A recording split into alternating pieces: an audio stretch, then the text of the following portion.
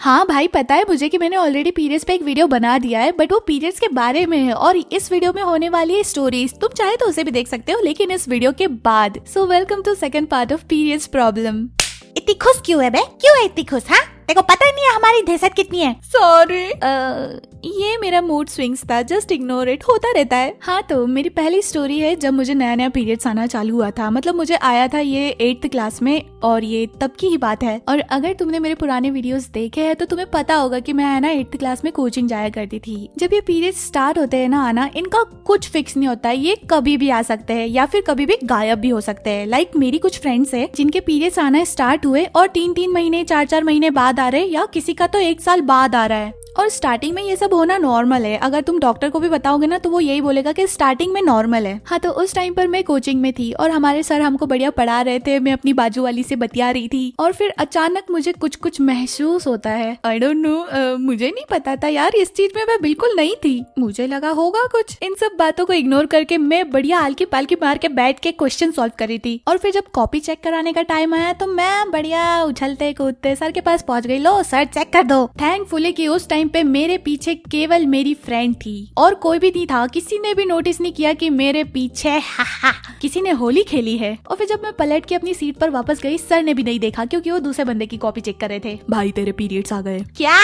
हाँ, तो मेरे पीरियड्स आ गए थे और वो भी 15 दिन में। सिर्फ 15 दिन में ये वापस कैसे आ सकते हैं? ऐसा क्या फूक के आ रहे हो तुम लोग? हाँ, तो अब मैं खून में लथपथ, मतलब इतनी भी लथपथ नहीं, हाँ, बट हाँ मार्क तो था ना। और उस टाइम पे ना मैं बहुत ज्यादा शाय थी कि मैं सर को कैसे बोलूं पूरी क्लास के सामने कि सर मेरे पीरियड्स आ गए। उस टाइम पे कोई फीमेल टीचर भी नहीं थी। तो हमारा कोचिंग तो है ना 1 घंटे का होता था। 1 घंटे के बाद हमारी छुट्टी हो जाती थी, तो उतने टाइम तक मैं बैठी रही, मैंने किसी को कुछ बोला ही नहीं। और हाँ, मैं तुमको बता दूं कि पीरियड्स में ऐसे नदियों जैसा खून नहीं बहता है, ये ड्रॉप समथिंग कुछ रहता है। मेरे साइड में जो मेरी फ्रेंड बैठी थी शर्मा, वो भी रही थी, वो भी कुछ बोली नहीं सर को शर्म के मारे। उस टाइम पे पता नहीं क्यों पीरियड्स और इन सब को लेके ना बहुत ज्यादा शर्म आया करती थी। अब तो इतनी बेशरम हो गई हूँ ना, मैं 2-2 वीडियो बना रही हूँ पीरियड्स के ऊपर और पता नहीं काय के ऊपर।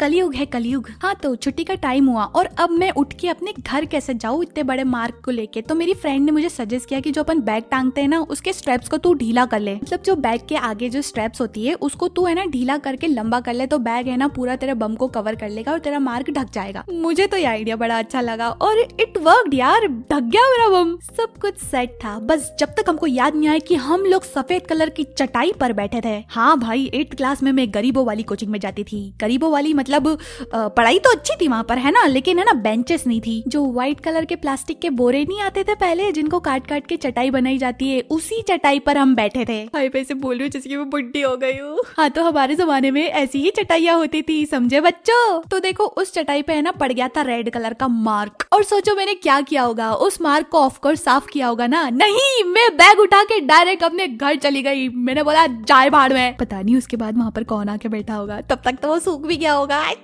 मैं कितनी गंदी बातें कर रही हूँ। अब मेरी नेक्स्ट स्टोरी है 11th क्लास की। 11th क्लास में है ना स्कूल वाले हमको पिकनिक पे लेके जा रहे थे और जो मेरे सगे साथी है, मेरे जिगरी यार, उन लोगों ने पिकनिक पर आने से मना कर दिया। अरे मेरे तो मम्मी नहीं मान रही यार, मेरे तो पापा नहीं जाने देंगे यार। यार मेरे को तो वहाँ पे जाने का मना किया है डॉक्टर ने। ब्ला ब्ला ब्ला ब्ला ब्ला ब्ला ब्ला। तो मैंने बोला भाड़ में जाओ, मैं तो जाऊंगी पिकनिक पे। इतने साल तक जो ग्रुप बनाकर हम लोग घूमे, वो ग्रुप मेरे काम में ही नहीं आया। बट मुझे नए दोस्त बनाने में कभी भी प्रॉब्लम नहीं आई, ये नेचुरली फिटेड है। मैंने है ना सीनियर क्लास के दोस्त बना लिए थे। हमको स्कूल वाले ना एक पार्क में लेके गए थे जो कि एक पहाड़ पे बना हुआ था। और भाई वहाँ पर क्या एक्टिविटीज थी, इतना एंजॉय किया मैंने। वो दोस्त मुझे लगे ही नहीं कि मैंने आज ही बनाए, ऐसा लग रहा था जैसे बहुत पुराने दोस्त थे मेरे। 11th क्लास तक तो मेरे पीरियड्स का फिक्स हो गया था कि वो इतने टाइम को आने वाला है, या फिर 4-5 दिन पहले दुखने लग जाता था पेट, मुझे सिग्नल भेजने लग जाता था कि भाई मैं आने वाला हूँ, टोंग टोंग टोंग टोंग टूरूरूरू। बट क्या पता मैंने बहुत ज्यादा भाग दौड़ कर ली थी या फिर एक्टिविटीज के कारण जल्दी आ गए। मुझे पिकनिक पे भी टाइम से पहले ही पीरियड्स आ गए और वो भी बिना सिग्नल के। अरे भाई यार, ये तो गलत बात होती है ना, बच्चे को एंजॉय तो करने देते हैं। अब देखो ऐसे तो मेरे बैग में है ना एक्स्ट्रा पैड पड़ा ही रहता था, बट उस टाइम पे नहीं था। क्या किस्मत है। और जो दोस्त मैंने बनाए थे उनके पास भी नहीं था। तो हम चूतिए इतने बड़े वाले पढ़े लिखे गवार, हम टीचर्स को पूछने के बजाय स्टूडेंट से पूछ रहे, एक एक के पास जाके, भाई एक्स्ट्रा पैड है क्या तुम्हारे पास, तुम पैड लाई हो क्या। इतनी अकल ना थी हमने कि हम टीचर्स को पूछ ले। और लड़कियां भी इतनी कमीनी, अगर उनके पास था भी ना तो उनने मना कर दिया हमको कि नहीं भाई हमारे पास तो नहीं है, हमारा पेड वेस्ट हो जाएगा। भाई लिटरली यार कितने कंजूस हो तुम, 5 रुपए का भी नहीं आता है वो तो पिकनिक पर आई हुई सारी लड़कियों को पूछने के बाद जब उनके पास भी नहीं निकला ना, तब जाकर हम लोग टीचर्स के पास गए और उनमें से भी हमारी फेवरेट टीचर के पास गए जिनके साथ हमारी बनती थी। मैडम जी पीरियड्स आ गए, पैड है क्या आपके पास? उनके पास तो नहीं था बट उनने है ना हमको दूसरी टीचर से अरेंज करवा के दिया। मुझे पता था हर बार का लड़कियों का होता है, कोई ना कोई के साथ तो ये होता ही जे, इसलिए मैं हमेशा अपने साथ रखती हूँ। थैंक गॉड कि हमको मिल गया। और उस टाइम पे ना मेरे को दर्द भी नहीं हो रहा था, पता नहीं क्यों, तो मैंने बहुत एंजॉय किया पिकनिक पे। तो इस चीज का है ना कोई भरोसा नहीं होता है, तो हमेशा अपने साथ एक ना एक पैड रखा ही करो अपने बैग में, कभी भी कुछ भी हो सकता है ना, या फिर किसी को जरूरत पड़ सकती है। और हाँ मैं नोटिस कर रही हूँ कि कुछ टाइम से मेरे वीडियोस पर व्यूज नहीं आ रहे, तो क्यों नहीं आ रहे हैं भाई? क्या हो गया है ये यूट्यूब को? मेरे साथ ऐसा क्यों हो रहा है? मैं तो पूरा डेडिकेशन के साथ वीडियोस बना रही हूँ, इवन मैं नई नई चीजें भी ट्राई कर रही हूँ, तो तुम लोग क्यों नहीं सपोर्ट कर रहे हो बताओ। बट ये है कि मैं वीडियो बनाती रहूंगी क्योंकि मुझे वीडियो बनाना अच्छा लगता है और स्टोरीज